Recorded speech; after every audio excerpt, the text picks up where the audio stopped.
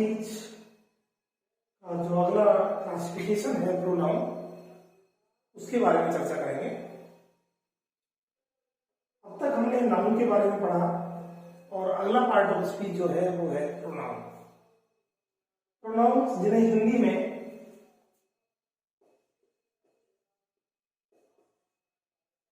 सर्वनाम भी कहा जाता है।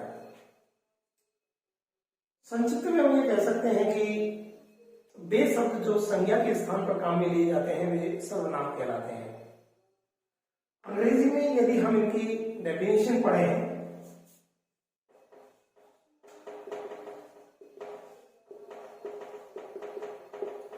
तो हम कह सकते हैं कि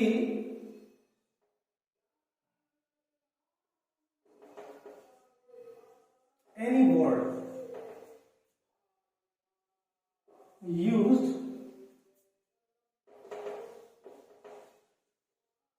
instead of a noun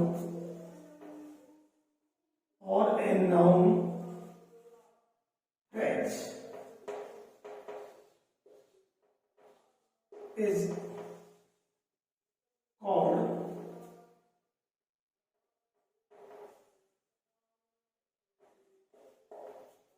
pronoun। मैंने यह आर्टिकल छोड़ दिया है। एक्चुअल में मैंने जो डेफिनेशन में लिखा है, परिभाषा में लिखा है कि कोई भी ऐसा शब्द जो किसी संज्ञा या नाउन फ्रेज क्या होती है, क्योंकि हमने इसके बारे में पहले चर्चा भी नहीं की है, तो मैं आपको बता दूं कि एक वर्ड यदि वो किसी व्यक्ति, वस्तु आदि या कोई आइडिया, जो मैंने नाउन की परिभाषा बताई थी, और वह एक शब्द है तो वो नाउन कहलाता है। जब एक से ज्यादा शब्द मिलकर एक ही भाव प्रकट करें, मेरा कहने का अर्थ यह है कि एक से ज्यादा शब्द जो मिलकर हैं वो मिलकर एक ही कार्य करें, एक ही पार्ट ऑफ स्पीच का कार्य करें, तो वो फ्रेज कहलाती है। आप ये शॉर्ट में ये भी कह सकते हो संक्षेप में कि एक जो शब्द होता है वो तो वर्ड कहलाता है, और शब्दों का समूह जिसमें एक से ज्यादा शब्द हो, मोर देन वन, वो फ्रेज कहलाती है। तो यदि कोई ऐसा शब्द का समूह जो संज्ञा का ही काम कर रहा है वो नाउन फ्रेज कहलाती है। तो कोई भी ऐसा शब्द, कोई भी शब्द जो एक संज्ञा या संज्ञा का काम करने वाला एक शब्द समूह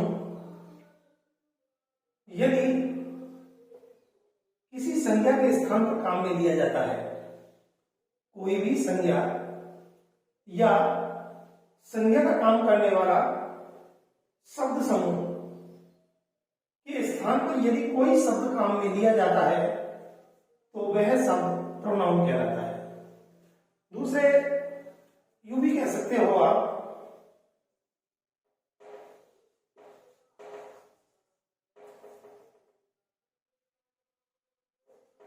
any word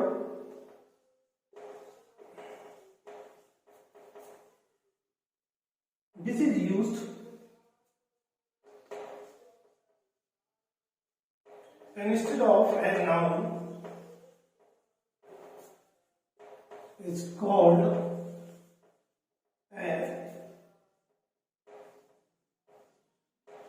pronoun। मैंने उसी को दोबारा कहा है कि कोई भी ऐसा शब्द जो किसी संज्ञा के स्थान पर काम में लिया जाता है वह प्रोनाउन कहलाता है। तो इसमें कोई संदेह वाली बात नहीं रही कि कौन सा शब्द प्रोनाउन होता है। फॉर एग्जाम्पल, उदाहरण के लिए हम यदि ये कहें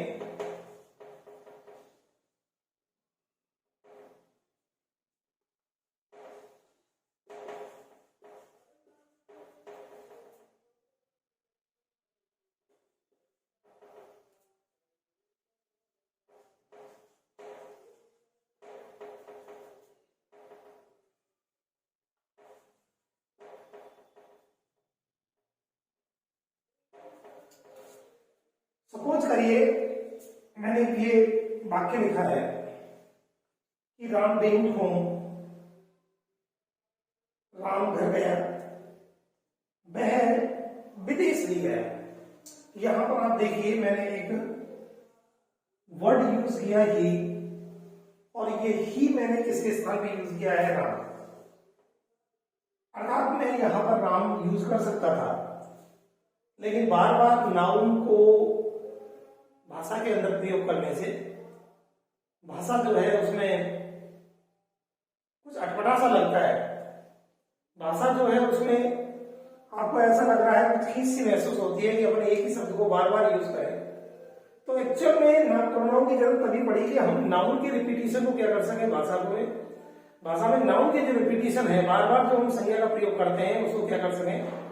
बंद कर सकें। उसी के लिए ही हमें प्रोनाउनों की आवश्यकता पड़ती है। यदि हमें भाषा को क्या चाहिए कि भाषा बहुत हमारी बढ़िया हो, तो हमको बार बार नाउन का प्रयोग नहीं करना चाहिए। यदि आपने एक बार नाउन यूज कर दिया है तो उसके स्थान पर प्रोनाउन ही अगली बार तुम्हें यूज करना चाहिए। तो यहां मैंने बताया कि जो ही है वो राम के लिए यूज हुआ है। तो यहां पर जो ही है वो एक प्रोनाउन का काम कर रहा है। तो आज की परिभाषा में हमने पढ़ा कि कोई भी शब्द जो संज्ञा के स्थान पे काम नहीं जाता है वह सर्वनाम कहलाता है। एक नई बात और निकल के आई थी कि फ्रेज किसे कहते हैं। तो एक वर्ड जो होता है शब्द, उसे हम वर्ड ही बोलते हैं, लेकिन शब्दों का जो समूह होता है जो बोलते समय भी एक साथ ही बोला जाता है,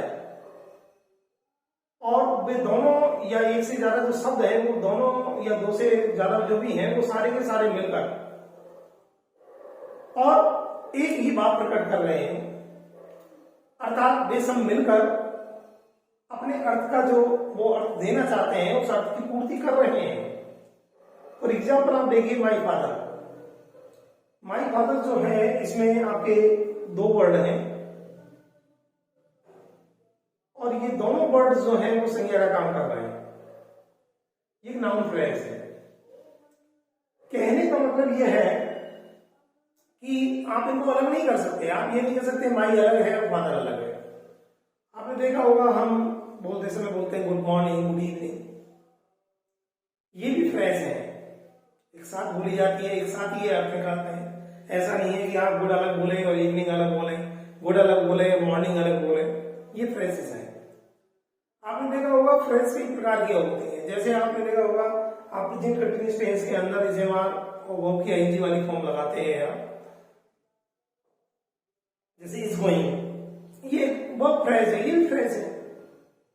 तो कहने का अर्थ यह है कि फ्रेज में जो शब्द होते हैं वो एक से ज्यादा होते हैं। एक जो शब्द है वो वर्ड कहलाता है, और वर्डों का जो समूह है, शब्दों का जो समूह है वो फ्रेज कहलाता है। तो आज हमने ये भी जाना कि वर्ड और फ्रेज में क्या अंतर है। यदि एक वर्ड संज्ञा का काम कर रहा है तो वो नाउन कहलाएगा। यदि एक से ज्यादा शब्द मिलकर और वो संज्ञा का काम कर रहे हैं वो नाउन फ्रेज कहलाएगा। यदि कोई एक शब्द विशेषता बताने का काम कर रहा है और वो संज्ञा सर्वनाम की विशेषता बता रहा है वो एडजेक्टिव कहलाएगा। यदि एक से ज्यादा मिलकर शब्द तो किसी संज्ञा सर्वनाम की विशेषता बता रहे हैं तो वो एडजेक्टिव ना करके वो एडजेक्टिव फ्रेज या एडजेक्टिवल फ्रेज कहलाता है। इसी तरह से यदि कोई शब्द एडवर्ब का काम कर रहा है, समय बताने का काम कर रहा है, क्रिया के होने का समय बता रहा है, वो एडवर्ब कहलाता है। लेकिन यदि एक से ज्यादा शब्द मिलकर किसी क्रिया के होने का समय बता रहे हैं तो फिर वो एडवर्ब ना होकर एडवर्बियल फ्रेज या एडवर्ब फ्रेज कहलाती है। तो आज हमने पढ़ा कि नाउन की वास्तव में परिभाषा क्या होती है। सबसे ज्यादा हमने ये जाना कि वर्ड और फ्रेज में क्या अंतर होता है। अगली कक्षा में हम पढ़ेंगे प्रोनाउंस के टाइप्स, कि प्रोनाउन को कितने भागों में क्लासिफाइड किया जा सकता है, कितने टाइप्स होते हैं।